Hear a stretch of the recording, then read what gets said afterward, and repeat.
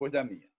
Quero novamente saudar os nossos convidados e queria dizer um pouco da escolha do tema.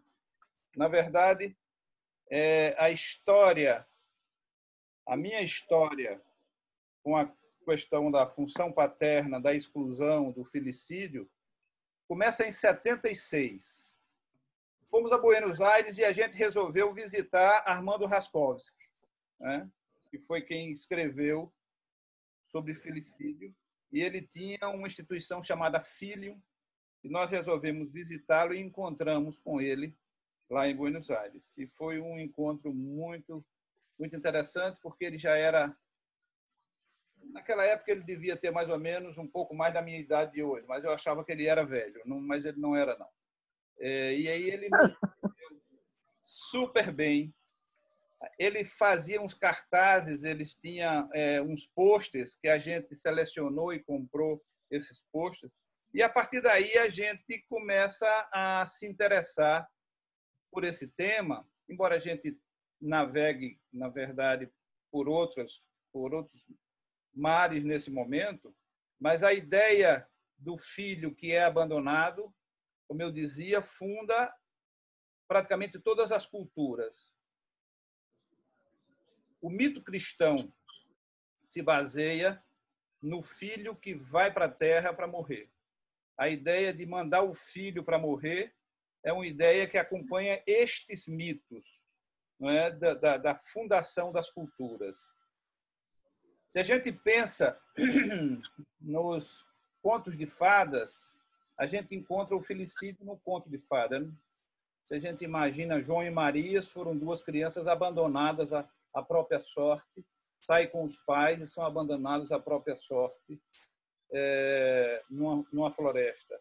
Se a gente pensa Chapeuzinho Vermelho, a mãe manda Chapeuzinho Vermelho para a casa da avó, passando por uma floresta sabidamente violenta. A ideia de que os filhos são expostos pelos pais a toda sorte de desafios e de possibilidade de morte é algo que está entranhado na nossa cultura. Dentro disso, a necessidade... Eu estou tentando desativar e não estou conseguindo. A necessidade que a mãe conte com o pai para poder dar suporte na participação do processo educativo, no processo de formação, é exatamente isso que a gente vai tentar trazer aqui, a importância da função paterna dentro desta realidade da criação dos filhos. Tem um dado dos Estados Unidos que em cada 20 assassinatos de crianças, um é perpetrado pelos pais. Então, a ideia de pais matando filhos não precisa nem ir lá para Saturno, nem para Cronos. É uma ideia absolutamente contemporânea e absolutamente real. A sociedade abandonando as novas gerações é algo que a gente está assistindo a toda hora. Eu quero agradecer aos nossos dois convidados.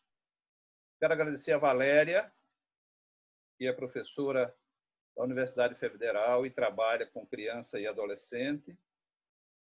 Muito obrigado, Valéria. E quero agradecer a Paim. Paim me dizia, Paim fez residência onde eu fiz a residência. Na verdade, como Paim é de outra geração, alguém que tem sempre 10 anos mais do que a gente é de outra geração e alguém que tem 10 anos acima da gente também é de outra geração. Então, Paim chegou para fazer residência quando eu já estava saindo. Então, muito bem-vindo, Paim. Muito obrigado por ter aceito.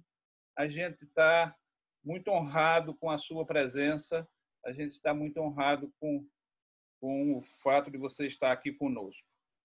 O pessoal da sociedade que está em peso aqui já lhe conhece. Eu lhe conheci através da indicação, primeiro de Angelice, depois de Carol, depois eu vi a sua participação naquela live de racismo, e quero dizer que, para mim, é uma honra muito grande tê-lo nesta 13ª roda de conversa, onde a gente tem abordado os temas da saúde mental. E está com você a palavra. Muito bem-vindo e muito obrigado.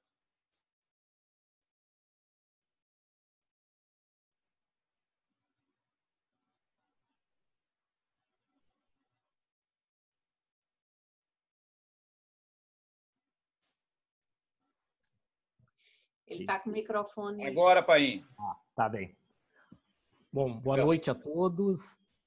Quero, em primeiro lugar, evidentemente, agradecer ao Evaldo pela possibilidade de estar aqui, né, nessa roda de conversa e que tem como nome maior, né, Estação do Agreste. Né? Então, achei assim, extremamente interessante.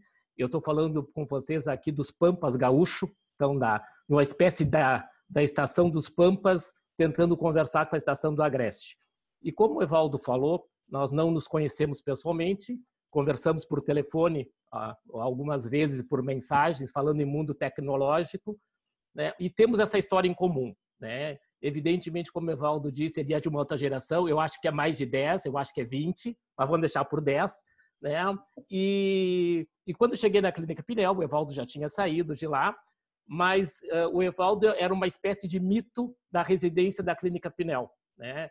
Digamos assim, se nós estamos falando de função paterna, vamos dizer como é que os filhos mais jovens, do qual eu me incluo, lidavam com o teu irmão mais velho, que reza a lenda que era o predileto de Deus Pai, que no nosso caso era o Dr. Marcelo Blaia, que era o fundador, chefe da residência, a grande referência da residência. O Evaldo, que já estava fora da Pinel há alguns anos, ainda era o grande mito, e se falava do Evaldo em várias circunstâncias, em vários lugares. Né?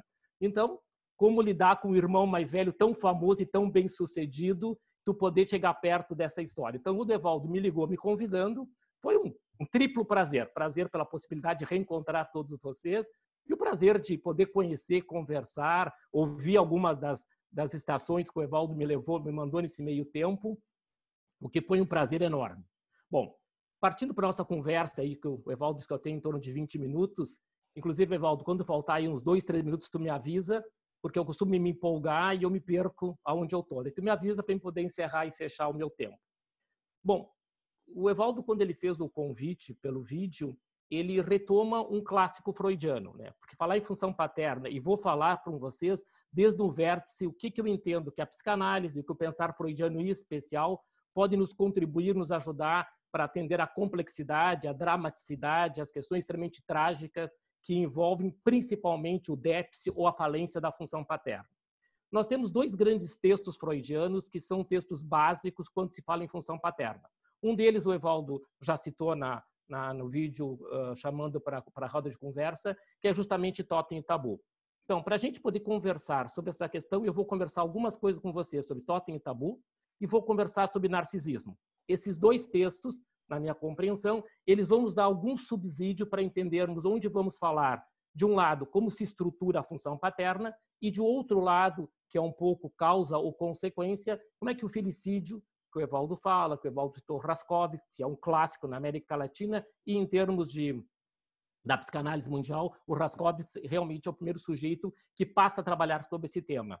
Né? Fazendo um pequeno assinalamento, a questão do filicídio no meio psicanalítico, ela é tão obscura que o Raskovich já fala isso desde 75, no mínimo, acho que o livro dele sobre o filicídio acho que é 75, e nós estamos em 2020, e a temática do filicídio é uma temática que a gente transita sobre ela, conversa sobre ela, mas ela desliza. Ela desliza porque ela implica a ação filicida que todos nós temos. Né? E, bom, voltemos a Totem e Tabu, depois a gente conversa sobre a questão do filicídio, que evidentemente o filicídio na obra freudiana, ele também vai ocupar uma espécie de ficar na sombra. O que vem para o primeiro plano no pensamento freudiano é a grande questão do parricídio, a grande questão do incesto, e a questão do filicídio, ele subjaz. E nós vamos tentar resgatar o que está posto no pensamento freudiano, não no pé da letra, ele está no subtexto. E é esse subtexto que a gente vai tentar dar luz a ele, para que a gente possa ter alguns subsídios metapsicológicos, clínicos, e conversar com a cultura, quando a Valéria vai nos trazer várias coisas de quem trabalha com esse meio, de quem está envolvida com essa questão do abandono da infância e das ações filicidas nos seus mais variados vértices. Bom, quando Freud vai trabalhar Totem e Tabu em 1913, ele o faz assim por 2 grandes motivos. ele quer propor o que a gente poderia dizer uma espécie de antropologia psicanalítica. Antropologia psicanalítica, eu digo para vocês, colocando entre parênteses isso, ou entre aspas, quando é antropologia, é no estilo freudiano de propor. Né? O Freud vai propor essa antropologia na esfera do mito científico. Para isso, ele vai conversar com 3 grandes pensadores. Ele vai conversar com o Darwin, ele vai conversar com o Robert Smith e vai conversar com o Fraser. O que ele vai tomar desses pensadores para construir a sua teorização? Né? E tudo isso que nós estamos falando, evidentemente, para Freud, o grande organizador da cultura, e que Totem e Tabu, junto com o narcisismo, vem para corroborar, é talvez o termo freudiano mais conhecido na cultura, amplamente falando, que é o complexo de Édipo. Né? É como se o Freud dissesse assim, olha, eu vou falar um pouco como é que se dá o romance familiar intrapsiquicamente, que é a história individual de cada um de nós, e vamos ver como é que se dá esse romance familiar na cultura. Então, Totem e Tabu tem esse duplo vértice, do individual ao coletivo. Por isso que a gente diz que é uma suposta antropologia psicanalítica. Para isso, ele vai partir da história da Horda Primeva. Nessa Horda Primeva existia o quê? Um macho violento, despótico, tirano, e que expulsava os filhos homens à medida que cresciam. Entenda-se que os filhos homens, à medida que cresciam, era justamente quando os filhos ameaçam o pátrio poder. Então, esses filhos na adolescência, quando eles põem em xeque o pátrio poder, esse pai autoritário, despótico, com todo o seu autoritarismo, expulsava esses filhos. Esses filhos teriam que viver no exílio. E o Freud diz, olha, e essa história de filhos sendo expulsos, um desses filhos volta, mata o pai e ocupa o lugar do pai. Isso não muda nada e é uma eterna repetição. Dentro da máxima, rei morto, rei posto. Porém, o Freud diz que acontece num determinado momento, que tem a ver com um assinalamento importante na teoria freudiana, que todos esses filhos se reúnem, voltam, matam o pai, devoram o pai, e a partir daí eles estabelecem 2 grandes leis. Ninguém tem acesso às mulheres do pai e ninguém pode destruir o totem, que é o representante do pai. E aí surge, a partir daí, para o Freud vai surgir a grande questão que aí o pai biológico, o pai da horda, é substituído por um pai simbólico. Então o Freud vai teorizar que esse pai simbólico vai ser o organizador da cultura, externa e interna. Então o Freud vai cunhar talvez a frase mais célebre de Totem e Tabu, que é a frase que nós podemos não conhecer nada de Totem e Tabu, mas essa frase ela é emblemática. O Freud vai dizer, o pai morto torna-se mais forte do que for o pai vivo. Ou seja, o pai morto, totêmico, nasce o pai como função.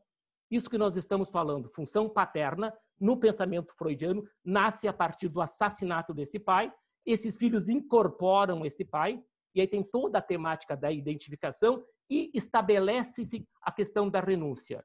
Então estabelece-se a lei. A lei são essas 2 grandes leis, que é a proibição do incesto e a proibição da destruição do totem. E o Freud vai dizer, a partir disso, esse pai, enquanto função, vai ser o mediador. Mediador no sentido que ele diria assim, olha, caberia à mãe a função de alimentar e o pai a função de proteção, a função de sustentar o encontro dessa dupla. Mãe e bebês, podemos pensar casais homoparentais, podemos quem ocupa essa função. Nós estamos tomando o pensamento freudiano na sua forma mais clássica, mas evidentemente que a gente pode ampliar essas questões para as famílias homoparentais. Né? Quem é que vai ocupar essa função? E tanto que a palavra função não é uma palavra exclusivamente freudiana. Na verdade, a função que vai nascer é com Lacan. Lacan que vai dar o estatuto de função paterna. E essa função vai ser executada por pais, pelas mães, pelas figuras que estão implicadas na criação dos filhos e como é que eles vão interagir nesse processo. Então, com Totem e Tabu, esse organizador da cultura e da nossa vida psíquica, de como é que o desejo se articula, como a gente renuncia, como a gente aprende a negociar entre os desejos e as proibições, essa mola propulsora do desenvolvimento psíquico e cultural. Bom, então o Freud estrutura rapidamente isso em Totem e Tabu. Ele vai falar toda a questão importante, que é uma das máximas da psicanálise. Lembrem que é sempre, ele vai dizer em um determinado momento, quando ele fala da lei, né, que é a presença de sentimentos idênticos no carrasco e na vítima. Né? Então, Essa é uma grande máxima da psicanálise, que o normal e o patológico, entre aspas, é uma questão de intensidade. Então, todos nós carregamos, sim, desejos parricidas, desejos incestuosos, temos que conter, recalcar, pode ser na linguagem, transformar para poder conviver na cultura. Isso Freud diz em 13, ele propõe toda a sua concepção edípica, calcada na ideia de como é que Édipo, de Sófocles, né, o Freud conversando com a cultura, Freud, o pensador da cultura, como diz o Mezan, ele vai sempre conversando e ele vai teorizar, e os seus grandes conceitos vêm de fenômenos culturais. Então, ele vai pegar lá Sófocles, Édipo, e vai trazer para nós. Ele vai pegar Hamlet. Hamlet vai ser, diríamos nós, Hamlet talvez seria o grande Édipo freudiano. Aquele que fez, que sonhou, aquilo que Édipo realizou e etc. Então, essa questão paterna da contenção, da organizador a partir do portador da lei, né, e a função paterna no estilo clássico. A função paterna é ser um representante da lei e não a lei. Né? A lei é algo que está acima do pai e o pai referenda essa lei e ele é o representante da lei. E vai se dando todos os processos de organização. Isso nós estamos em 13. 14, Freud vai escrever um clássico trabalho dele, que é sobre narcisismo, que também é um outro conceito, que a cultura transita minimamente pela questão do narcisismo. E com o narcisismo, nós vamos ter subsídios para pensar o que acontece no tempo primeiro. Né? O que acontece nisso que nós estamos falando, como é que se dá o investimento parental para que cada um de nós venha se constituir como sujeito. Né? Já que Totem Tabu, Freud vai olhar para Édipo e ver como é que Édipo, como é que esses filhos vão se portar em relação aos pais. Então como é que os filhos se portam em relação aos pais, desse assassinato simbólico, desse processo todo. Com o narcisismo, Freud vai se perguntar como é que os pais se portam em relação aos filhos. Então, narcisismo, Freud faz um movimento regressivo. Né? Enquanto o que os filhos fazem com os pais é um segundo momento. O que os pais fazem com os filhos é o primeiro momento que nos interessa sobremaneira se a gente quiser conversar sobre a questão do filicídio. Né? Uma discussão que a gente tem muitas vezes quando vai se discutir questões freudianas é que quem que vem antes, o filicídio ou o parricídio? Né? Esse desejo de destruição dos pais, essa rebeldia necessária e estrutural, que é o caminho que nos leva, lembrem, por esse caminho da questão parricida, é o caminho que também viabiliza o movimento da exogamia. Com que a gente saia da casa de pai e mãe e busque a própria casa, o próprio espaço, a própria mulher, que a gente supere as figuras paternas. Então, é esse jogo entre a endogamia e a exogamia. O narcisismo é o auge das questões endogâmicas. O narcisismo é o auge, numa expressão freudiana, quando o nosso bebê ele é investido na sua plenitude, ele é investido para ser o bebê majestoso, para ser o bebê que o Freud diz, a sua majestade o bebê. Né? É o auge das vivências narcísicas que qualquer um de nós viveu na sua história. Nós podemos dizer que o narcisismo primário, que é o auge desse momento, é a questão mais incestuosa que cada um de nós vai viver com as suas figuras paternas.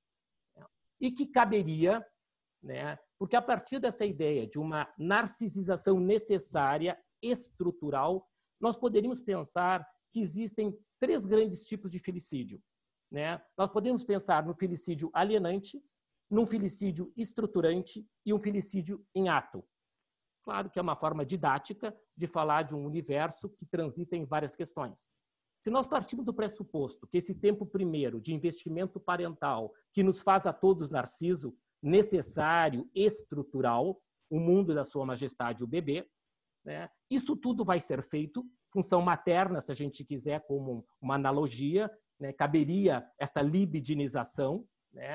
A musa do Lenin nos fala algumas coisas, assim, né? O que essa criança que vem de Drops, esse neném, de que lugar ele está falando? De que investimentos narcísicos ele pode ter para suficientemente se constituir como sujeito, né? Então, diante dessa questão narcísica, nós teríamos 3 grandes destinos, porque essa questão narcísica estrutural, nós teríamos, então, o bebê que foi suficientemente bem investido, numa linguagem nicotiana, podemos dizer uma mãe e um pai suficientemente bons, entre aspas, que puderam investir o seu bebê.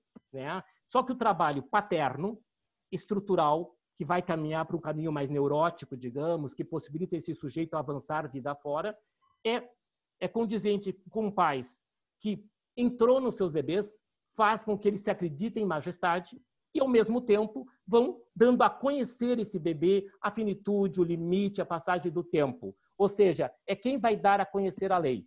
Isso é função paterna. Função paterna, digamos assim, se nós imaginarmos uma mãe com seu bebê, a função paterna implica em duas questões reduzidas. O pai tem que dar a reconhecer na mãe a castração e o corte, tem que começar a dar a conhecer ao bebê a marca da falta, da castração e da não completude. Então, nesse jogo, função paterna, vai se elaborando essas questões narcísicas, vai se transformando isso e vai se adentrando a um universo onde é possível aprender a negociar, aprender a desejar, a esperar, a buscar. Então, isso a gente poderia chamar que esse é um filicídio estruturante. Então, há que ser assassinada essa representação narcísica primária da plenitude, que ela nunca é assassinada plenamente, mas ela tem que ser assassinada, transformada, para que esse sujeito aprenda a lidar com as adversidades da vida, né? Nós podemos pensar que filhos que seguem ligados aos seus pais excessivamente são filhos que não puderam fazer essa transição. São filhos que ficaram aprisionados à ideia de serem duplos das figuras parentais. São filhos que estão destinados a sustentar o pátrio poder. Podemos pegar exemplos de filhos com 30, 35 anos, profissionais bem definidos na vida, que seguem morando em casa, seguem sob a tutela paterna. Por que segue sob a tutela paterna? Seria uma pergunta. Bom, por que não tem autonomia? Por que não tem a possibilidade de ruptura, de buscar o próprio espaço, os próprios lugares? O que tem de um pacto endogâmico que perpetua esses sujeitos? Então, o filicídio estruturante seria esse que permite a ruptura com esses pactos narcísicos, em prol de uma vida marcada pela alteridade, marcada pela vida desejante, se nós fôssemos usar uma outra linguagem. O filicídio alienante seria o quê? O filicídio alienante é seguir preso essa lógica narcísica primária, é seguir sustentando a ideia de que é possível uma vida sem vida. Porque o filicídio alienante é uma morte em vida. São sujeitos que estão impedidos do quê? De construir um real estado de desejo. Desejo sempre tem a ver com falta. O desejo se dá no quê? No encontro e no desencontro. O encontro por si só, se ele for pleno, ele é a morte do desejo. O desejo precisa ter essa disparidade, esse desencontro parcial que é a mola propulsora. O Freud vai dizer em algum momento na interpretação do sonho, o desejo é a mola propulsora do psiquismo. Só ele pode pôr no movimento a psique. Isso estamos no rol. Acho que deu uma interferência. Isso que eu chamo de um filicídio alienante. Outra questão é o filicídio em ato. O filicídio em ato, o que significa? Obviamente que nós dizemos que o filicídio em ato são as mortes clássicas que a gente pode encontrar, citamos Cronos, o Evaldo citou Cronos, podemos citar Zeus, podemos citar Medeia, na mitologia grega, essa mãe que entrega os filhos à morte. Então, podemos citar o casal Nardoni, podemos citar o Bernard, aqui no Rio Grande do Sul, que é um caso famoso também, do pai da madrasta que mata uma criança. Então, temos assim uma infinidade de exemplos. Podemos pensar o caso do menino que ficou abandonado no elevador. E podemos pensar, evidentemente, toda a complexidade da cultura, que a música do Lenine nos contempla, que é todo o abandono das crianças de ruas, digamos assim, amplamente, com toda a sua vulnerabilidade, com toda a sua invisibilidade. Ali nós temos um trânsito entre um filicídio alienante e um filicídio em ato. Em ato que faz com que essas crianças... E olha que o Lenine tem algumas frases que ele diz, tipo João Ninguém. O João Ninguém é essa própria termos que os teóricos dos meios sociais nos dizem, de uma invisibilidade, de algo que nós não queremos ver. Um menino na sinaleira, vendendo, pedindo, essa violência urbana que é posta de forma dramática e que tem, evidentemente, a ver com essa grande ausência da figura paterna. Essas questões sociais que sabemos também que a grande parte das famílias que têm maior vulnerabilidade, elas têm que ser tocadas pelas mulheres. Evidentemente, essas mulheres exercendo muitas vezes essa dupla função, tanto materna quanto paterna. Mas tem uma ausência paterna não só como função, mas muitas vezes uma ausência paterna efetiva desse sujeito, desse suposto sujeito que poderia vir a ocupar esse lugar. Então, essa dramaticidade desses filicídios que vão se dando em ato na cultura, por omissão ou por fragilidades parental e por fragilidades do Estado. Lembra que o Freud vai usar toda a questão de totem tabu para explicar o que é da ordem intersubjetiva e o que é da ordem extrasubjetiva, que tem a ver com a cultura como um todo. Como o Estado participa dessas questões, como o Estado exerce suas funções felicidas. Porque, numa analogia das questões possíveis, o que o Estado deveria representar? Deveria representar o agente executor de uma adequada função paterna. Ele teria que representar a lei, a lei que daria condições mínimas para que esse sujeito pudesse vir a se tornar sujeito. Quando o Estado não ocupa esse lugar, evidentemente, ele deixa os seus rebentos, as suas crias, abandonados à própria sorte. Lembram que quando a gente falava de totem e tabu, nós dizíamos o quê? O Freud já dizia ali que o filicídio é anterior, porque os filhos, à medida que cresciam, eram expulsos. Esses filhos tinham que viver no exílio, num estado de abandono absoluto. Então, desde totem e tabu, mesmo que o Freud não tenha falado da ação filicida desse pai, ele tem posto isso. Por exemplo, se a gente quiser encontrar em Freud um momento marcante da questão filicida, sem que o Freud fale sobre isso, mas que ele fala da falência paterna de uma forma absoluta e intensa, é Irmãos Karamazov, Dostoiévski de Parricídio. Freud, em 27 e 28, escreve um clássico, que é Dostoiévski e o Parricídio. E ele vai se ocupar exclusivamente dos Irmãos Karamazov. E ele vai nos caracterizar quem é o velho Karamazov. O velho Karamazov é uma reprodução clássica do pai totêmico. Todo o despotismo dele, todo o autoritarismo, toda a perversidade dele, toda a forma com que ele vai envolvendo com as mulheres que vão ser as mães desses filhos, desses 4 grandes filhos.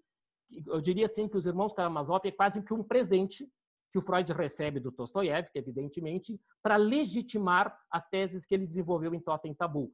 Em relação à questão do parricídio, já que esses filhos retornam para a casa paterna e acabam matando esse pai também. Mas a questão do parricídio e a questão, se a gente fizer uma leitura contemporânea dos Irmãos Karamazov, nós vamos ter encenado toda a questão filicida que se estabelece naquela cena. O destino desses filhos são filicidas. O Dmitri, que é preso, o Ivan, que enlouquece, o Smirdiakov, que se suicida, e o Alyosha, que é o que resta dessa questão toda, vai ficar perdido num universo de formações reativas intermináveis. Então, nós temos dos Irmãos Karamazov várias modelações desse filicídio, desde o filicídio alienante, desde o filicídio em ato e desde dessa possível marca da alteridade dos Irmãos Karamazov. Então, o Freud vai precisar, digamos aí, de 13 até em torno de 15 anos para retomar essa temática, principalmente evocando a falha e a falência da função paterna. Mais do que falha, é uma falência da função paterna. Um exemplo da falência da função paterna no Estado é quando ainda, de tempo em tempo, volta-se às questões da redução da idade penal. A redução da idade penal é a prova, em termos analíticos, podemos ter discussões sociológicas, mas em termos psicanalíticos, é a prova da falência do Estado, que não tem condições de dar educação, saúde, essas questões básicas para esses filhos e que resolve, entre aspas, a solução fazendo um filicídio. Porque se tu for colocar esse jovem de 14, 15, 13 anos, no 16 anos nos presídios, todos nós sabemos a história. Não precisamos não ser nenhum conhecedor desses movimentos para saber que é um ato filicida do Estado. Porque o Estado, ao não poder cumprir a sua função de executor da lei, ele resolve baixar a idade penal, coloca um jovem de 15, 16 anos no presídio e nós sabemos o que vai acontecer com esse jovem. Esse jovem que já vinha sem função paterna, desregrado, sem leis, sem possibilidade de transformação, ao encontrar esse Estado, as suas perversidades, inevitavelmente ele vai ficar praticamente sem condições nenhuma de reverter esse quadro histórico. Então, esse seria um dos muitos exemplos. Nós poderíamos discutir, por exemplo, como é que o Estado vai trabalhando com as leis antidrogas. O quanto as leis antidrogas têm funções educativas, se preocupam em trabalhar toda a questão. Nós estamos remontando ao quê? A uma estrutura de base. Estrutura de base familiar e social. O Freud vai ser incansável nesse jogo, que a psicologia individual, antes de mais nada, ela é psicologia social. Então, como é que se dá esse interjogo entre o individual e o coletivo está posto em cena a todo momento. Como é que se dá essa possibilidade de que tu execute o que a gente diria que é uma grande aquisição da cultura, é quando o sujeito pode executar o famoso parricídio simbólico. Mas para poder executar o parricídio simbólico, tu tem que ter sobrevivido a esses filicídios alienantes. Só o filicídio estruturante é que me dá condição de executar o parricídio simbólico. E o que é o parricídio simbólico? É aquilo que nós nos autorizamos, que é transpor as figuras parentais, né? O Freud se preocupa tanto com isso que o Freud, em 36, ele vai escrever um trabalho que é o Distúrbio de Memória na Acrópole, onde ele vai falar ainda de sequelas de questões não resolvidas com a sua figura paterna. Que em 36, o Freud morre em 38, ele retoma questões que ele viveu lá em 1904, etc., que tem a ver com o seu conflito com o seu pai, né? Com o Freud poder suportar que ele foi muito além que a figura paterna podia ir. Né, o pai dele, que era um sujeito simples, etc., etc., o que o Freud vai transformar e vai fazer, isso tem a ver com o que? Então o Freud dando conta de algo que permitiria fazer esse parricídio simbólico de forma mais libertadora, né? Que é o que a gente fala assim, é o que o adolescente pode ter com quem brigar. Se o adolescente vai ter com quem peitar alguém, que é alguém que lhe contenha, né? Que é toda uma questão da paternidade contemporânea, né?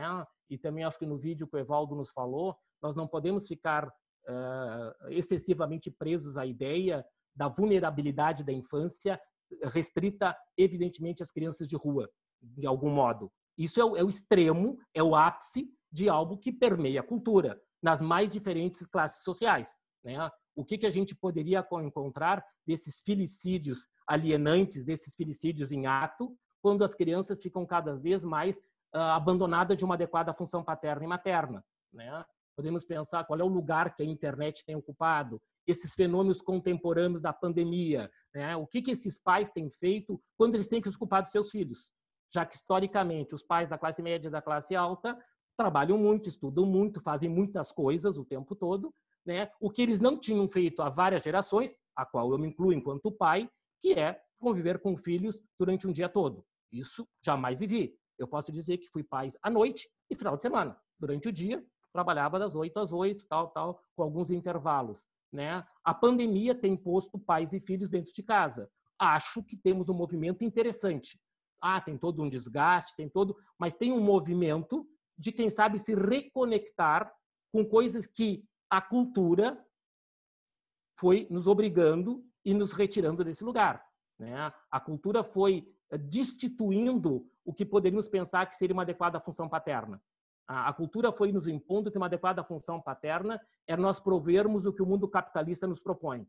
A melhor escola, o melhor carro, a melhor universidade, os melhores livros. A ideia do melhor está posto a todo momento e que isso vira sinônimo de uma adequada função paterna.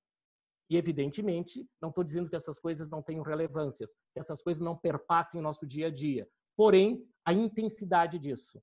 Eu acho que também a pandemia está nos permitindo redimensionar, e quiçá que isso possa seguir sendo pensado, o que tem a ver com essas demandas excessivas que carregamos desde sempre, né? Parece que os pais estão tendo que reinventar brincadeiras do dia a dia com os seus filhos, que talvez evoque a sua infância, o que resta disso, de uma forma, quem sabe, mais criativa.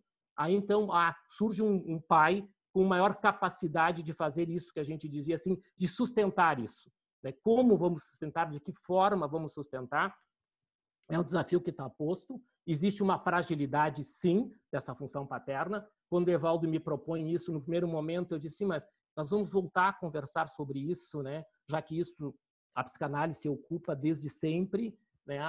E sim, nós temos que voltar a conversar e retomar a conversa sobre isso, porque existe um novo contexto cultural, existe uma nova relação entre função paterna e função materna, existe o que a Roudinesco vai falar, por exemplo, as novas configurações das novas famílias, né? Não só a família que está posto na música do Lenine, né? Que parece que sai um pai e entra um outro pai, e o menininho, o neném, tendo que dar conta disso, né? E que tem uma parte que diz que é bem interessante, né? Que a sua vida está na contramão, né? Sim, está numa contramão porque, né, o que esse menino pode poder desejar, o que ele não pode poder desejar, de que lugar ele está exilado desde sempre, de que forma está posto isso, né? Claro que nós podemos entrar, o Evaldo falava no começo da minha conversa, né? que é uma coisa que eu tenho me ocupado nos últimos tempos, que é a questão do racismo. Nós podemos pensar a dramaticidade das crianças negras, que também tem todo um outro contexto social importante e significativo, já que a pobreza é maior, etc., esse lugar que os pais vão ocupando historicamente. Eu acredito, Evaldo, que eu estou um pouquinho no final da minha fala, e eu queria, para poder fechar, ou eu tenho ainda um tempo?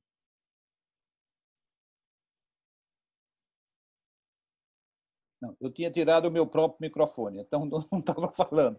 Tu tem um tempinho ainda, pode ir. Tá? Então, acho que nesse contexto, né, de coisas que vão nos fazendo trabalhar, nos fazendo nos desacomodar, né, e eu lembrava que eu quero também ler para vocês assim, como o Evaldo me deixou muito também, eu não sei se nostálgico, com saudades e coisas, né, de relembrar questões importantes, né, e que se a gente puder resgatar, que eu acho que essa seria a grande questão. Eu diria assim que nesses meus trânsitos pelo universo psicanalítico, talvez essa seja a segunda ou terceira vez, né, que a gente está propondo a temática do filicídio desde a porta de entrada, né? O filicídio aparece várias vezes, evidentemente, mas raramente no meio psicanalítico ele aparece desde sempre, né? Porque talvez o Leclerc diz que ele revele o mais secreto dos nossos desejos, né? Então, eu acho que a questão filicida, ela sempre fica à espera de entrar na sala, ela nunca entra, né?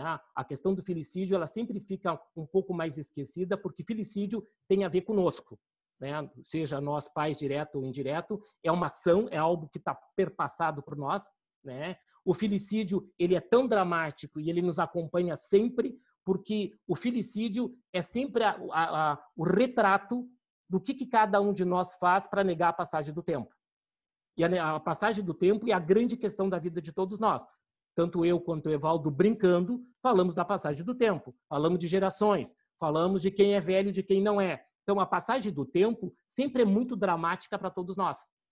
Tanto que o Freud, quando ele cunha lá a questão do narcisismo, ele diz que todo bebê, toda criança, todo bebê, antes de mais nada, ele é um reservatório para dar conta do meu sentimento de mortalidade. Então, todo bebê tem que dar conta do que é seu e da angústia de mortalidade das figuras parentais. Porque cada vez que nasce um filho, ele marca, sim, uma aquisição, a perpetuação da espécie, a minha fertilidade, a minha potência, eu poder exteriorizar isso para o mundo. Esse é um dos vértices. O outro vértice é que todo filho vai anunciando gradativamente a passagem do tempo.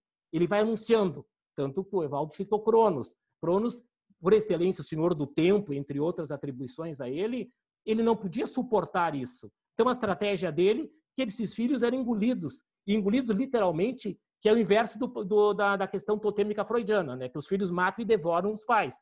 Que isso está bem, que isso é poder nos identificar com quem nos antecedeu para poder seguir a roda da história. O Cronos queria parar a roda da história. Como é que ele parava a roda da história? Ele engolindo os filhos, né? E esse engolir os filhos está posto na nossa cultura o tempo todo. Os nossos apaixonamentos pelos nossos filhos, vai aparecer N vezes o desejo de engoli-los, de mantê-los como se fosse aquilo que o Freud dizia, foi um dia a parte de nós mesmos, né? E como não ser, como ir. Claro, e eu estou falando de um jeito aonde nós estamos falando de excesso de investimento narcísico, e outras questões são os déficits de investimento narcísico, né? Que são as dramaticidades dessa vulnerabilidade, que eu acho que a Mussolini fala, dessas crianças pouco investidas, pouco reconhecidas nesse lugar, né? Quer seja pela família, quer seja pelo Estado. Então, esse jogo está posto sempre, e é esse jogo que nós temos a obrigação, enquanto psicanalista, enquanto sujeito que conversamos com o meio cultural, como é que a gente vai intervir? Porque essa é uma pergunta interessante, né? Não é só que como compreendemos o processo, ok, temos que compreender, teorizar, especular possibilidades de articular e como vamos intervir, né? Porque a psicanálise, por muito tempo, ela foi omissa, né, em muitas das questões do meio cultural, né? Ela se restringiu aos espaços de seus consultórios. Claro que isso é uma história que nos últimos, talvez, 30, 40 anos, isso vem se modificando. Mas, por muito tempo, ela foi omissa em relação a várias coisas. né? Inclusive em questão do que a gente pode levar e contribuir para fazer a diferença, né? Não como a solução, mas como um dos caminhos possíveis para pensar o sofrimento psíquico, né? Esse sofrimento que é de longa data, que nós podemos pensar que toda a questão do sofrimento infantil nos toca profundamente, não tem quem de nós que não se toque, mas também ele tende a gerar em nós uma certa indiferença sobre isso. Então, as nossas ações filicidas, dramáticas, em ato, têm a ver com toda a indiferença que nós temos em relação com o sofrimento infantil, né? Nós seguimos, de alguma forma, confortavelmente, olhando desde fora. Claro que eu acho que no tempo presente tem se feito um movimento de chegar mais perto disso, né? De poder saber e sentir na própria pele. Porque é só podendo sentir na própria pele isso que nós vamos poder fazer a diferença. Nós vamos poder criar caminhos alternativos para que isso possa dar um outro destino, uma outra forma, né? E para terminar a minha fala, eu queria lembrar ao Evaldo que eu me reencontrei com os arquivos da Clínica Pinel. E nesses arquivos da Clínica Pinel, que eram arquivos da Clínica Pinel, era uma revista que a Clínica Pinel tinha, depois, né? E nesses arquivos, o Evaldo tem vários trabalhos escritos, para minha inveja, etc., que eu falei, né? Tal, mas vamos lá. Então, em homenagem ao Evaldo e a vocês, eu quero citar um trecho de um trabalho do Evaldo, aqui de 78, né? Que é sobre psiquiatria e sociedade. Tem vários trabalhos, eu escolhi esse aqui, é o acaso do inconsciente, obviamente, né? E lá pelas tanto, o Evaldo trabalhando sobre comunidade terapêutica, que era o grande exemplo de tratamento de saúde mental em Porto Alegre, na Clínica Pinel, no mundo, de alguma forma, todo esse resgate da loucura, que também a loucura nada mais é que um dos destinos das questões felicidas, né? Se a gente quiser um outro destino das questões felicidas, a psicose, ela é produto de questões felicidas também, né? De esse desamparo tão absurdo, tão intenso, que a única saída psíquica é enlouquecer para sobreviver de alguma forma. O Evaldo tem vários trabalhos, eu vou citar um pequeno trecho onde ele diz assim: os movimentos iniciados por Freud e seus seguidores mostraram-nos que há um mal-estar na cultura, porque o homem fugiu da capacidade de realizar-se, temeroso de conhecer e conviver com a sua própria violência. E no nosso caso, eu estaria agregando, a nossa própria violência são as nossas questões, por exemplo, felicidas, ficando na nossa temática. Mas o que a experiência nos mostra é que quanto mais fugimos da violência, mais ela domina as nossas vidas. Como vemos, ele vai dizendo os exemplos onde vemos essa violência que eu não posso saber e que o que eu não sei, a velha questão, o que não é pensado é atuado, uma linguagem minha também. Como podemos ver na primeira página de qualquer jornal, em qualquer parte do mundo, as guerras internacional, ou no âmbito municipal, a quinta página, referindo à página policial, a crônica policial. E nós poderíamos agregar todo o abandono do infantil de nossas vidas cotidianas. Muito obrigado. Pois é. Paim, obrigado demais pela sua fala. Você sabe que houve um arquivo da Clínica Pinel antes, lá em 60 e poucos. E a geração que estava comigo em 70 reeditou e começou essa reedição exatamente em 78.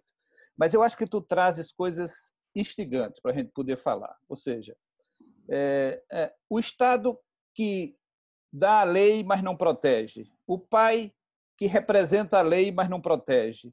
E todo este conflito interno. Hoje, na Folha de São Paulo, Contardo Caligares, ele traz um pouco disso que você falou, no sentido da necessidade do reconhecimento do que está dentro da gente e que, por coincidência, eu falo aí nesse artigo da Psiquiatria e Sociedade. Ele diz assim, que, de repente, a sociedade e o indivíduo têm que evoluir à medida que vai sufocando nos esgotos as coisas que ele não suporta e que ele teve que superar. E, de vez em quando, esses esgotos aparecem na sarjeta. O problema atual é que o esgoto está surgindo com toda a sua intensidade. E a gente tem uma tendência a atribuir esse esgoto só aos outros. Então, na verdade, quem representa o esgoto é Bolsonaro e os seus seguidores. Enquanto a gente não puder reconhecer que esses esgotos estão dentro de nós, em que essa violência e esse felicídio estão também dentro de nós, a gente está sempre atribuindo ao outro a questão da nossa violência individual e da nossa violência social.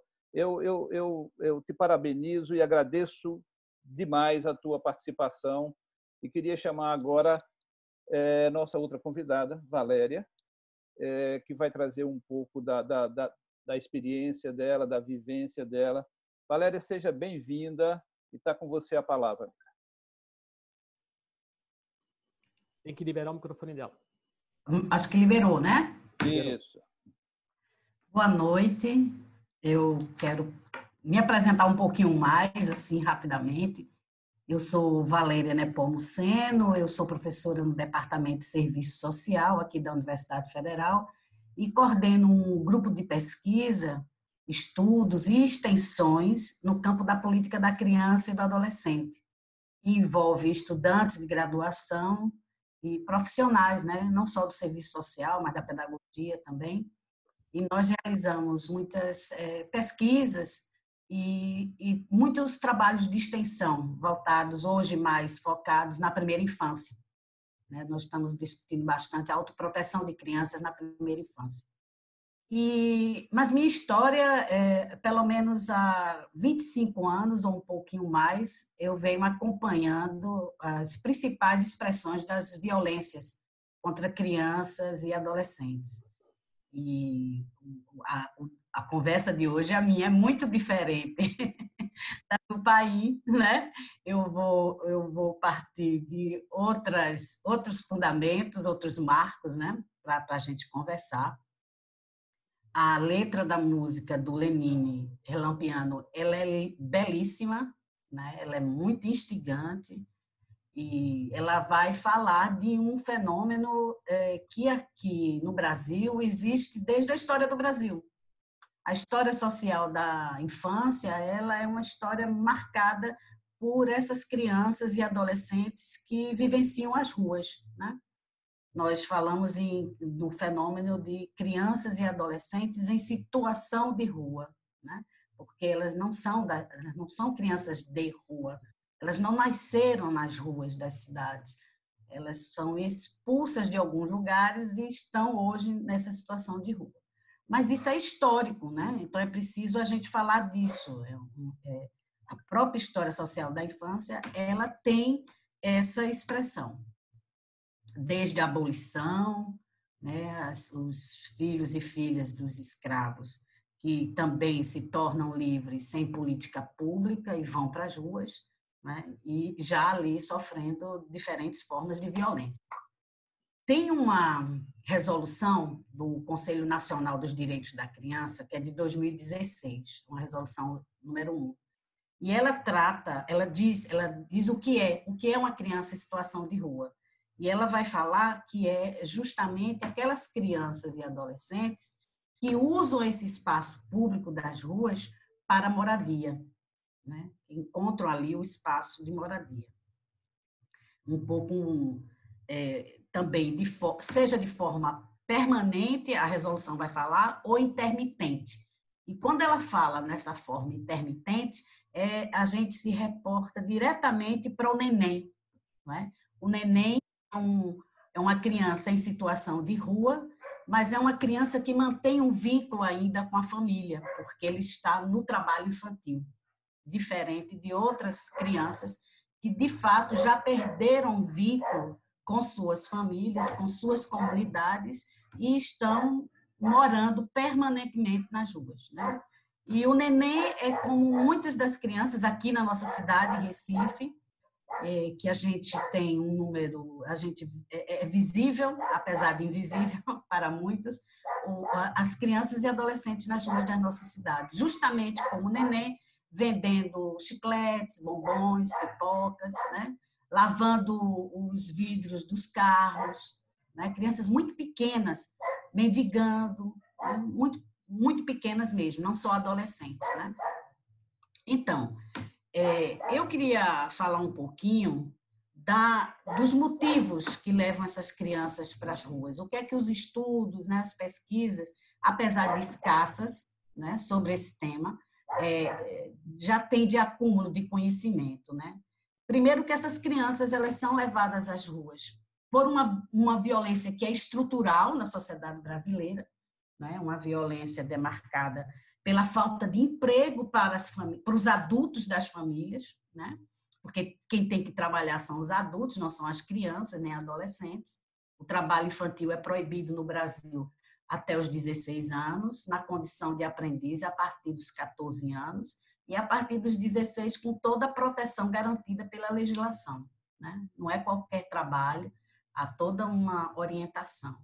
Então, como os adultos não possuem trabalho na sociedade que nós vivemos, na sociedade capitalista, não tem garantia de trabalho para todos, né? Nós temos uma massa enorme de trabalhadores e trabalhadoras que não têm emprego, e por isso eles não têm renda. E por não terem renda, as suas crianças são levadas a buscar a sobrevivência, ajudar na sobrevivência da família, da sua própria sobrevivência, dos demais membros da família, através do trabalho. E esse é o neném, né? O neném representa essas milhares de crianças que estão no trabalho infantil no Brasil hoje. Os últimos dados, para vocês terem ideia, do trabalho infantil no Brasil, são de 2016, e são números subnotificados, porque há várias formas de trabalho infantil que elas não são notificadas, como, por exemplo, o trabalho infantil doméstico, exercido majoritariamente por meninas a partir dos 5, 9 anos de idade, em que as fiscalizações não chegam porque eles acontecem no ambiente da casa, no ambiente privado. Mas os números de 2016, mesmo subnotificados, chegaram a 2.500.000 crianças e adolescentes no trabalho infantil, inclusive nas piores formas de trabalho infantil. Então, essas crianças, né, a primeira motivação é essa, elas vão para as ruas, feito neném, para contribuir com a renda da família. Só que esse envolvimento com a rua, né, faz com que, aos poucos, eles não voltem para suas casas, para suas famílias. E quebra-se aí o vínculo com a família e com a comunidade, né? Tem a questão que também leva as crianças para as ruas, que é a própria fome, a pobreza, a miséria, que as impulsiona a fugir daquela realidade na sua comunidade e na sua família. Elas acham que ali encontram alguma forma de sobrevivência melhor do que a experiência vivida em família. Há também uma forma muito grave, que é a violência doméstica. A violência doméstica sofrida por crianças e adolescentes, para vocês terem uma ideia, em 2019, o Disque Denúncia Nacional, que é o Disque 100, que também é um sistema de notificação de denúncias muito subnotificadas, registrou mais de 86.000 casos de violências contra criança e adolescente. 21% desses casos foi de violência física.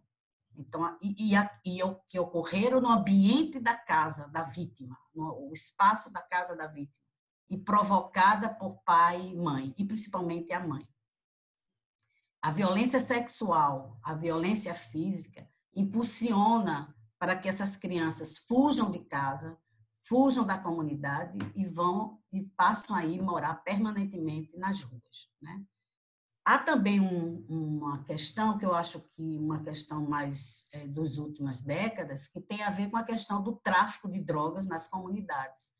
Então, principalmente as crianças um pouco maiores, os adolescentes que contraem dívidas nas comunidades, né, elas, com o tráfico, elas terminam fugindo da comunidade com medo de serem assassinadas, exterminadas. Então, isso é um outro fator determinante, né, para as crianças estarem nas ruas hoje. Eu queria dizer que, apesar da gente ter uma motivação relacionada às violências, à violência doméstica, as suas diferentes expressões, eu gostaria de alertar para que a gente não criminalizasse essas famílias, porque, na verdade, tanto as famílias quanto as crianças, elas são abandonadas pelo Estado. Então, não vou entrar na discussão psicanalítica, porque eu nem sei falar sobre isso, mas se a gente pode falar de um filicídio aqui, é um filicídio social, uma omissão do Estado a não conseguir proteger desenvolver políticas públicas de proteção social às famílias e às suas crianças, né? Se é um grande responsável para que a gente tenha um número cada vez maior de crianças nas ruas, eu demarcaria aí o Estado. E esse número, nesse contexto da pandemia, ele tende a aumentar nas diferentes formas e principalmente no trabalho infantil, porque as famílias estão mais pobres, várias famílias, vários adultos perderam seu trabalho. O Brasil hoje tem quase 13 milhões de desempregados, né? Então, desde a forma do trabalho informal, que as pessoas não estão conseguindo garantir a renda de sua família, e a estratégia da sobrevivência é sempre a exploração do trabalho infantil. Então, essas crianças vão estar muito mais tempo nas ruas do que nas escolas e do que em sua comunidade, nos demais equipamentos sociais da comunidade. Então, eu queria falar um pouquinho do perfil de neném e dos vários meninos e meninas que estão nas ruas hoje, né? Um pouquinho já deu para perceber que tem um recorte de classe social. Então, a gente não está falando de qualquer criança e qualquer adolescente. São as crianças e adolescentes das famílias dos trabalhadores e trabalhadoras pobres. São as crianças negras em sua maioria. São as crianças periféricas, porque elas vêm lá oriundas das comunidades populares, né? Das favelas, aqui em Recife nós falamos favelas, né?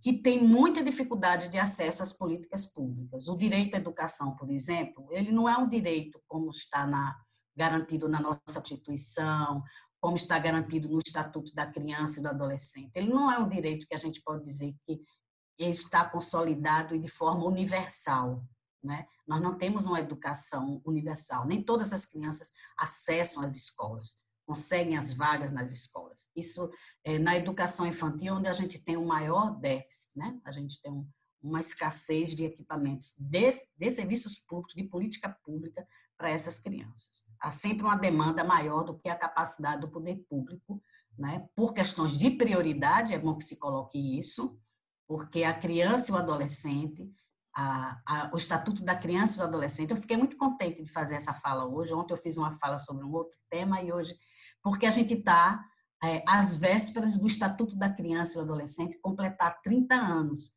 que é segunda-feira. E então eu não poderia deixar de falar desse instrumento jurídico que, se bem aplicado, se implementado, se os seus direitos, os direitos previstos para as crianças, a saúde, a educação, a assistência social, a proteção social, estivessem garantidos, a gente talvez não estivesse aqui conversando sobre esse fenômeno. Ou a gente estaria conversando sobre uma expressão dessa violência que seria muito mais, numericamente menor. E hoje não é o caso. O Estatuto tem 30 anos, segunda-feira completa 30 anos, com vários direitos fundamentais garantidos para essas crianças.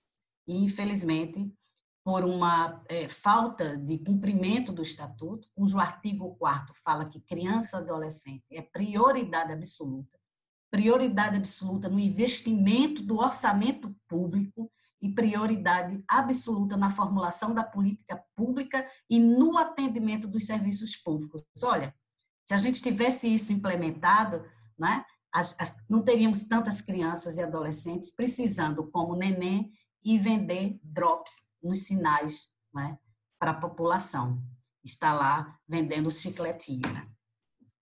Quero dizer também que nas ruas, essas crianças elas estão fragilizadas no seu cuidado, então elas estão sob proteção de ninguém. Ninguém está cuidando, não tem nenhum adulto ali para orientar, para cuidar de sua alimentação, da sua higiene, não tem acesso à educação, não estão nas escolas. Vejam quantas fragilidades de cuidado. E também fragilidade de vínculos com suas famílias e com a própria comunidade.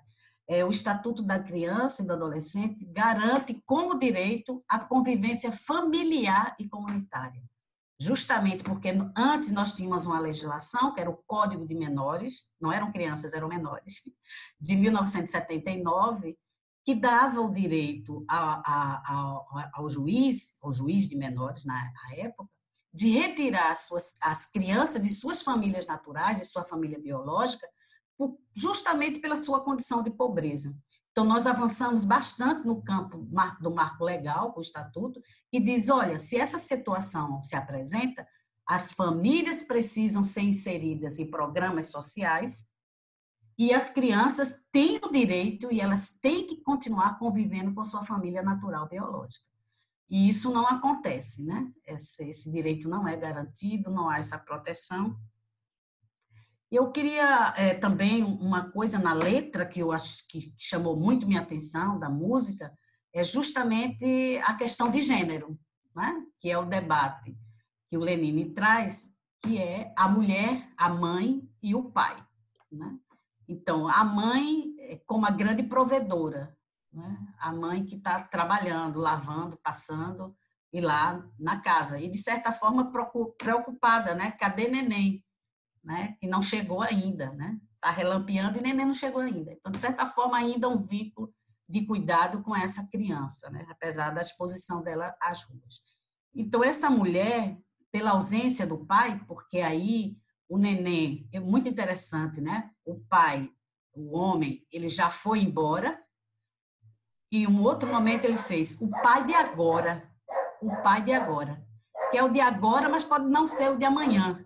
Então, a única certeza que a família de neném tem é a mãe, é a mulher. É ela que está ali. É a única certeza em relação à família, à proteção. Porque esse pai pode ser o de hoje e pode não ser o de amanhã. Muito interessante isso, que isso precisa ser realmente explorado. A maioria das mulheres são chefes de família, e isso é uma sobrecarga, porque elas são responsáveis por todos os cuidados de todos os familiares, não apenas as crianças e adolescentes, mas se há uma pessoa com deficiência, se há uma pessoa idosa, são elas que se responsabilizam por esses cuidados, além da sobrevivência e da busca da renda, né, para essas famílias. Há um outro aspecto na música também que eu achei bastante importante, que é quando ele fala do barraco, né? Que nos dá justamente essa ideia de que é uma família, que o neném, que esses meninos que ainda têm vínculo com a comunidade, moram em comunidades muito precarizadas, né? Sem infraestrutura, uma comunidade em que a gente não tem política urbana organizada e atendendo essa demanda da população, né? Então, nesse contexto da pandemia, nós temos um déficit habitacional enorme, de antes da pandemia, e que termina agravando esse contexto, no contexto da pandemia. Nós temos uma parcela grande da população que sequer tem água encanada em casa, não tem saneamento básico, né? E são dessas comunidades que os meninos e meninas saem das ruas, né? Esses territórios, que são territórios muito fragilizados em termos de política pública urbana e também de equipamentos sociais, são territórios que expulsam essas crianças. Eles não são territórios acolhedores. A ausência do Estado, a omissão do Estado, a falta de presença de política pública não consegue segurar essas crianças, e essas crianças vão para as ruas, como se as ruas as acolhessem e garantissem alguma proteção, né? E não acontece isso, porque a cidade, o centro urbano, ele não consegue também fazer essa inclusão da criança. Eles ficam ainda mais desprotegidos e mais vulneráveis. Então, a discussão do fenômeno das crianças em situação de rua se articula não só com a política da criança, mas com a própria política urbana e as políticas, de uma forma geral, sociais, né? Também queria falar da questão da naturalização dessas crianças, né? Como eu disse a vocês, mais de 25 anos, quase 30 anos, que eu acompanhei diversos movimentos do poder público para resolver a questão da criança em situação de rua aqui na região metropolitana, em Recife, na região metropolitana aqui do Recife. Todas elas foram propostas incipientes, fragmentadas, que nunca discutiram as reais causas desse fenômeno. Então, ficavam sempre na superfície, né? Então, era tirar as crianças, levar para casas de acolhida, mas não discutiam as causas. Por que é que essas crianças estão nas ruas E aí não tem como trabalhar isso sem trabalhar a comunidade de onde essas crianças saíram, as comunidades e suas famílias. Né? Mas há uma naturalização, e aí eu gostaria de chamar a responsabilidade de todos. Né?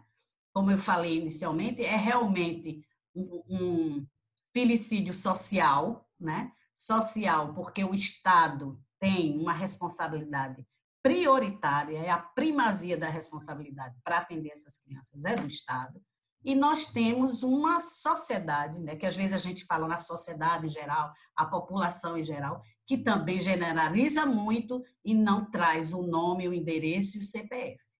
E eu queria responsabilizar todos nós, assim como o Estatuto nos responsabiliza, pelo cuidado com essas crianças. Né?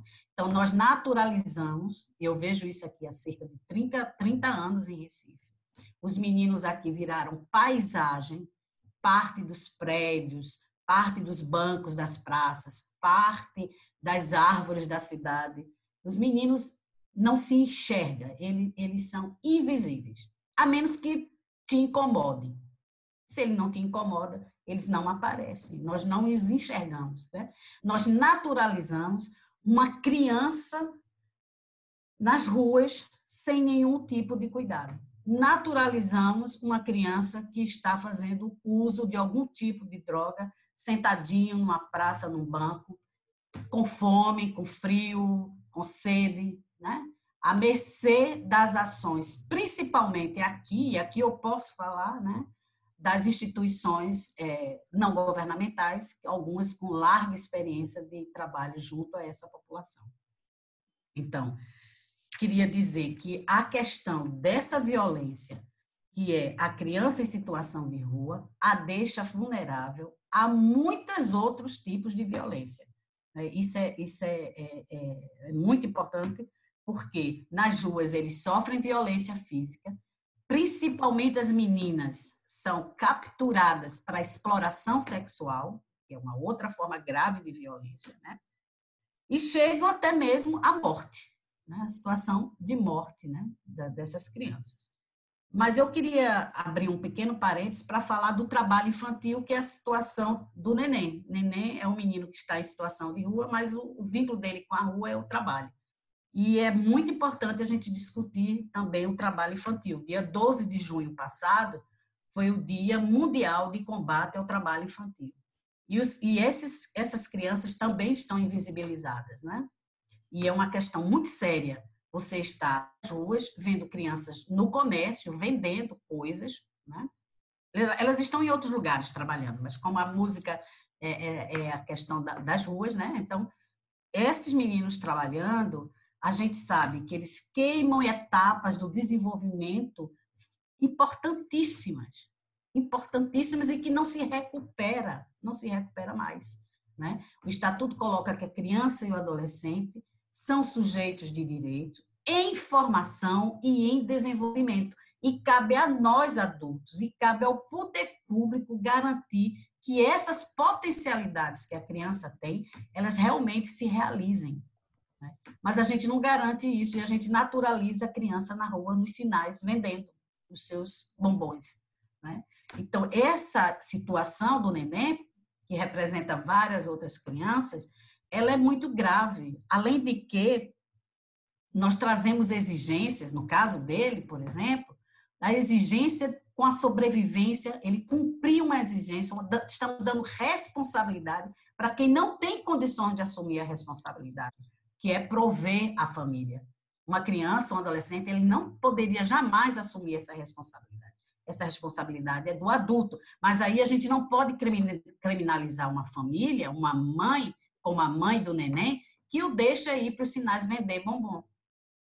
Porque ela não tem outra opção, na verdade. Porque o Estado não chega, o poder público não chega. As organizações, a sociedade também invisibiliza a mãe do neném. Né? A gente não tem esse suporte de política pública. Então, se você nunca passou fome, se você não sabe o que é pobreza e miséria, é bom não julgar. É bom ter muito cuidado ao analisar essa situação, né? Porque essa mãe, ela não pode ser 100% responsabilizada. É claro que ela tem responsabilidade, até para compreender e exigir os direitos da sua criança, né? Entender que isso é uma violação de direito. Até isso, nós precisamos de política pública que oriente as famílias, né? Lembrar que as crianças que estão nas ruas, elas, principalmente trabalhando ou não, elas abandonam a escola, então elas têm um atraso escolar, ou elas simplesmente abandonam a escola. Da pobreza, porque os filhos das crianças e adolescentes trabalhadores terão menos oportunidade também de escola. O adulto que foi uma criança e um adolescente trabalhador, ele tem o seu menor salário. Na escala de salários, o dele é o mais baixo, porque ele não tem uma boa formação profissional, ele não tem uma qualificação profissional, ele não vai conseguir acessar os melhores cargos no mercado de trabalho. Então, isso é um ciclo que se alimenta, que é gravíssimo e que perpetua as situações que nós temos, principalmente nos centros urbanos, né? Além disso, a gente tem que falar das sequelas físicas e emocionais nas ruas, fazem pequenos trabalhos e que o seu corpo não está preparado fisicamente para determinadas atividades do trabalho, relacionadas ao trabalho. Por exemplo, ajudar nos supermercados de bairro, carregar as compras das senhoras, dos senhores, né? E isso é um trabalho, e esse é um trabalho que exige muito esforço físico, né?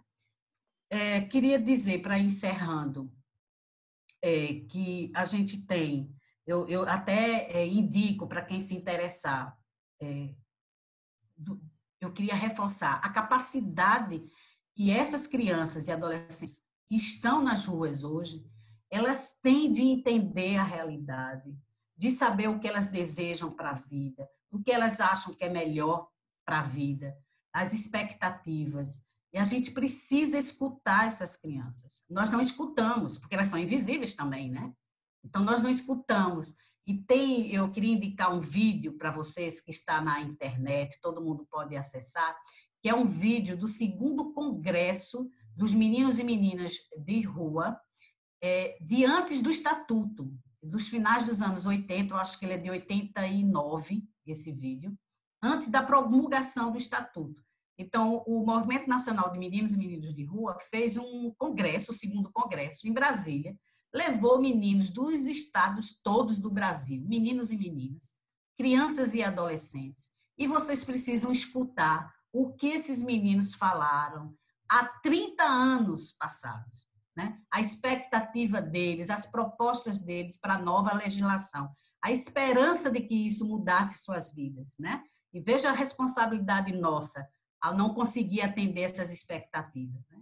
Então, eu queria realmente fechar falando do Estatuto da Criança e do Adolescente, da nossa responsabilidade no seu cumprimento e desse contexto da pandemia. A gente está dizendo, as autoridades mundiais de saúde estão dizendo, fique em casa, cumpra o isolamento social, tenha uma boa alimentação para melhorar a sua imunidade, lave muitas mãos, lave as comidas que chegam em casa, lave tudo, se previna, são formas de prevenção. Como é que a gente diz isso? A gente generaliza essas orientações da saúde para quem mora, para quem vive nas ruas da cidade.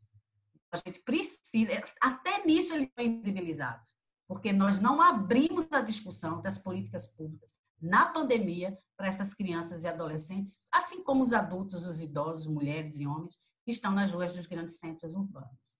Era isso.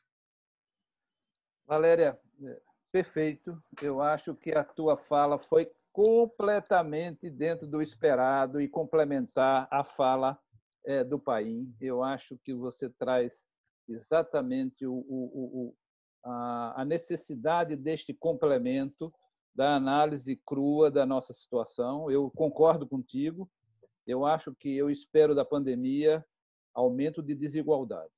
Aumento de desigualdade. Quando você traz que a própria música traz um recorte de classe, um recorte de gênero, um recorte de raça e toda essa questão que está concentrada em uma canção do Lenine. Muito obrigado, Valéria. mas obrigado mesmo, porque você atendeu completamente as expectativas que nós tínhamos, como montamos esta mesa com as experiências que vocês nos trouxeram. Veja, gente, eu deixei os nossos convidados falarem, porque eu jamais interromperia nem Paim nem Valéria no discurso, na narrativa que eles faziam. No entanto, eu tenho um compromisso com a questão da nossa roda, de que a gente termina em torno das 20h30, no máximo 20h40. E esse compromisso foi mais ratificado ainda para Paim, que tem um compromisso às 20h45. Eu digo, olha, não se preocupe, que a tradição das nossas rodas é que a gente termina 8h30, 8h35 no máximo. Mas eu queria abrir a nossa conversa, né? Eu entendi que tem Eldione que está inscrita, e eu queria que Nery desse uma palavrinha, porque isso tem tudo a ver com a perspectiva, a história, a trajetória desse meu amigo baiano. Mas, vejam, Eldione, eu entendi que você queria usar a palavra. Eldione, você está... vamos começar por ti.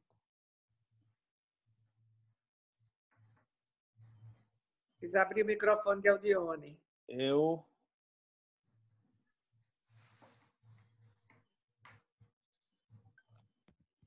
Estou tentando ativar e não estou conseguindo, mas estou tentando. Mas está desativado.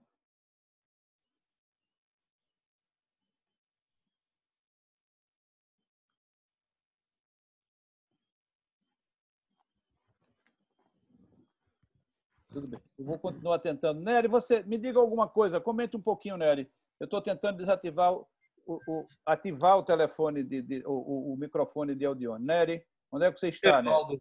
Eu estou escondido e você me acha sempre. Eu não compreendo isso. É impossível isso. Eu estou escondido, tema... igual aquele cara da escolinha do professor Raimundo. Eu estou escondido e você me acha. Que diabo é isso, rapaz? Como eu hoje não resolvi... Pois é, não. Está entendendo? Cadê a imagem, Nery? Não, imagem não, porque eu estou esquisitíssimo. Eu estou todo descabelado. Podemos deixar para outra oportunidade, mas o que eu queria ressaltar é que há um ano e meio fizemos um trabalho a respeito de crianças em situação de rua. E esse trabalho foi justamente o contato com crianças que colocavam no retrovisor flores, muitas vezes bombom, e que com isso a gente começou a fazer um diálogo com eles e entender um pouco como é que o adulto via essas crianças. Não era que a gente visse as crianças, né? Mas que sentimentos nós temos, adultos, pais e mães, né? De entrar nesse contato com essa criança que está lá necessitada, né? E, ao mesmo tempo, extremamente ambivalente na sua forma, né, de abordagem, porque ela dá uma flor, mas, ao mesmo tempo, ela pode estar com um canivete junto. Não é? Então, nós estudamos muito isso e, realmente, eu acho que a questão que eu coloco hoje aqui é de onde estão essas crianças agora na pandemia? Estão em casa? Deixaram a situação de rua? São questões que eu não sei como poderia resolver, mas eu acho que são coisas importantes para a gente poder falar. Eu vou ficar por aqui, estou apenas levando algumas questões para que a gente possa depois elaborar melhor, né? Eldione, muito obrigado pela sua participação. Eldione é uma das decanas da Sociedade Psicanalítica do Recife, na formação exatamente de psicanalistas de crianças e de adolescentes. Muito obrigado pela participação, Eldione. Para mim é sempre um prazer te ver e eu tenho o maior carinho e maior admiração por ti. Nery, você pode concluir o seu raciocínio escondido na sua toca, na sua... Agora que eu fui descoberto, eu estou aqui. Pronto, vamos lá. Tem 1 minuto e meio eu vou lhe dizer o seguinte: eu trabalhei com crianças que na época nós chamávamos meninos e meninas de rua, e depois nós separamos em de rua e na rua, porque nós vimos que eram dois grupos distintos. Um grupo na rua levava uma grana para casa, com todo o sofrimento do trabalho, tinha que levar um dinheiro para casa, se não tivesse essa grana, o pai não recebia, a mãe não recebia. E os de rua eram aqueles meninos e meninas que haviam sido expulsos de casa pela mãe. Meu trabalho de doutorado mostrou isso em 93, está muito longe, mas eu comecei a trabalhar com esses meninos em torno de 1987, 88, século passado. Ninguém nessa história que você está fazendo, nessa roda, ninguém tinha nascido ainda, né?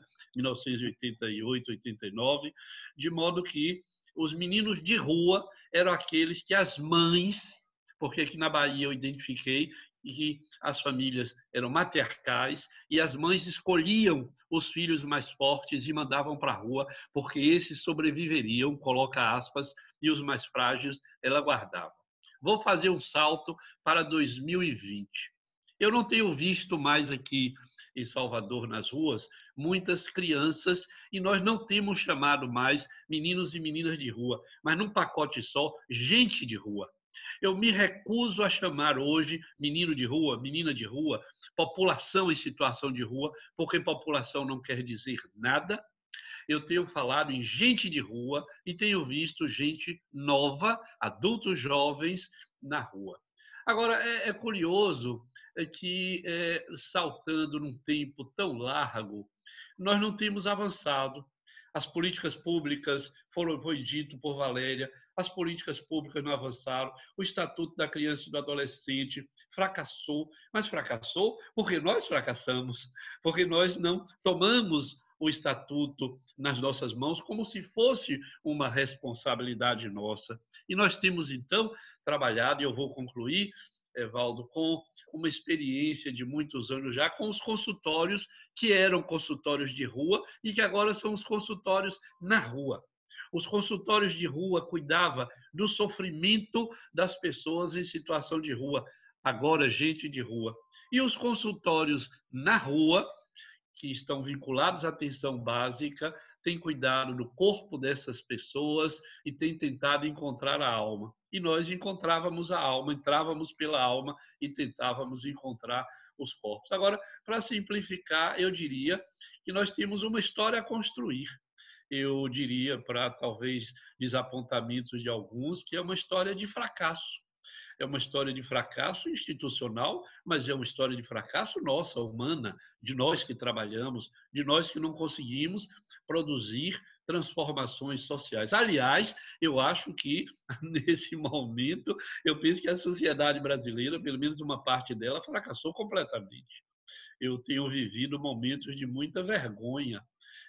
Não vergonha de ser brasileiro, mas vergonha de quem nos representa, e nós temos visto sobre o desastre se instituir outros desastres com o fracasso, com o desmonte do Ministério da Saúde, desmonte do Ministério da Educação, desmonte da Secretaria Nacional de Políticas sobre Drogas, desmonte de todas as ações vinculadas aos direitos humanos, aos conselhos. De modo que o que eu posso lhe dizer é que, aos 76 anos de idade, eu olho para os meus 40 anos de trabalho e tenho pensado assim, o que fizemos, né? Ou o que deixamos de fazer. Muito obrigado, Nery. Veja, a gente teria conversa para a gente ter um outro período desse que a gente ocupou aqui. Eu fico muito feliz pela produção que a gente teve nessa roda de conversa, muito, muito satisfeito. Quero dizer que na próxima quinzena, daqui a 15 dias, a gente vai abordar algo que está muito relacionado com tudo isso que a gente estava falando, que é racismo, né? Já está confirmada a presença da doutora Vânia Cidade, que é uma psicanalista negra que fala sobre onde é que está o negro na psicanálise. Onde é que está o negro na psicanálise e o racismo dentro das sociedades psicanalíticas. Ela fez uma live junto com o Paim, maravilhosa, e eu disse, olha, eu quero que você venha falar na nossa roda de conversa. Aí o Paim disse, convida a Vânia. Eu convidei a Vânia, e Vânia estará conosco daqui a 15 dias. E a gente porque tudo isso está perpassando. Quando ela estava falando de raça, quando Valéria falava de raça, quando falava de gênero, era tudo isso, né? E o racismo, a gente vai abordar o racismo a partir da música de Aldir Blanc, Mestre Sala dos Mares, que é a Revolta da Chibata, aquele negro maravilhoso que fez um motim naquele apontou os canhões contra o palácio presidencial e impôs, na verdade, o fim do uso do castigo físico na Marinha. Depois não se deu, aí a gente vai conversar, porque ele não se deu tão bem assim como poderia parecer. Então, nós falamos sobre racismo daqui a 15 dias. Quero agradecer de novo, enfaticamente, aos nossos 2 convidados. E quero passar a palavra aos 2 para que façam as suas despedidas. Paim. Bom, eu só quero agradecer muito a todos, a Valéria, a aula que ela nos deu de uma vivência, de um lugar, de coisas que seguramente merecem e devem ser estudadas por todos nós. Vou querer ver, inclusive, esse vídeo que tu sugeriste, que eu acho que ele vai ser bem importante nessa temporalidade, nas questões todas. E aprender muito com vocês. E a questão que o Nery traz, eu acho que é bem importante e que dá um certo impacto, mas acho que é um impacto que nós temos que elaborar e ver, que é a ideia, além do fracasso das instituições, o fracasso de cada um de nós. Talvez fracasso por omissão, talvez fracasso por achar que a coisa pudesse andar sem a participação efetiva de cada um de nós. Mas a ideia do fracasso é uma das coisas que eu quero seguir pensando e talvez em algum momento voltar a conversar sobre a ideia dos nossos fracassos na cultura. Muito obrigado. Gostei muito de participar aqui da roda. Aprendi muito também, acho que é um espaço de aprendizagem muito importante. Quero dizer que, dizer principalmente para o Nery, né, de que os 40 anos dele, assim como os de vários outros companheiros... Não são 40, não, são 50, ele diminuiu. São 50, pode pegar 50, ele tirou 10 aí. Pô, não é possível uma coisa dessa. não representam luta e resistência e são exemplos para os nossos jovens, que continuam também na luta. O que a gente precisa investir hoje não é avançar na legislação, que ela precisa melhorar ainda. A gente já poderia ter avançado mais e nos mobilizar mais, nos articular mais, nos fóruns, nas redes e nos movimentos sociais. E Nery e outras pessoas que têm essa larga experiência pode contribuir muito com os nossos jovens para a gente avançar ainda mais na luta pelos direitos humanos de crianças e adolescentes. Obrigada. Minha gente... Posso dar uma palavrinha rápida, Evaldo? Bem rápida? Pode, é possível? Claro. Você ser rápido não é alguma coisa muito fácil, não. Mas vamos lá, vamos. Tá vendo? Aí vai dizer a mesma coisa, mas eu vou dirigir para vocês. Estou assim, muito satisfeita. Eu tenho um vídeo depois, né, os vídeos de Evaldo, porque o horário de Evaldo, ele está numa fase muito boa da vida, que termina às 6h30 o consultório. Então, eu nunca tenho essa possibilidade. E sugiro de hoje em diante que pense nos psicanalistas mais pobres, que terminam às 8h30 da noite, para aumentar para as 8. Foi um pedido que eu ouvi, inclusive, de várias pessoas. Mas, mesmo assim, o que eu posso, tenho ouvido. Hoje, tive o prazer, cancelei um paciente, para estar aqui junto de Paim, vocês, meus amigos aqui de Recife, e o prazer de conhecer Valéria, assim, com uma mesa de um destaque sem nome, sem retoques, eu diria. Vocês foram preciosos. E para contemplar um pouco, né? Eu sou muito feliz de a censura não fui eu, não. De volta para... Como? A censura não foi minha. Foi a internet que ele censurou. Cortou sua voz. Não fui eu. Foi, né? Alguma coisa de com Polícia Federal, alguma coisa assim. Mas vamos lá. Eu queria lembrar de duas coisas para finalizar a minha fala, que não vou falar muito, não. Mas eu queria lembrar, quando eu ganhei esse livro de presente de Paim, que os livros de Paim são todos assim, dedicados para mim, eu tenho muita honra. Eu fiquei pensando no desafio de Paim escrever sobre o filicídio. Eu digo, meu Deus, onde é que ele vai encontrar tanta espaço em Freud? Não tem mais onde ele trucar para ir falar do filicídio. E ele me diz assim, na dedicatória, Carol, esta introdução é uma busca de fazer e trazer novos aportes para se pensar sobre os meandros da nossa ofício. E ele diz assim, que é exatamente a minha curiosidade, como ele é futucador de Freud, eu nunca vi. O filicídio é uma interrogação que requer o nosso olhar.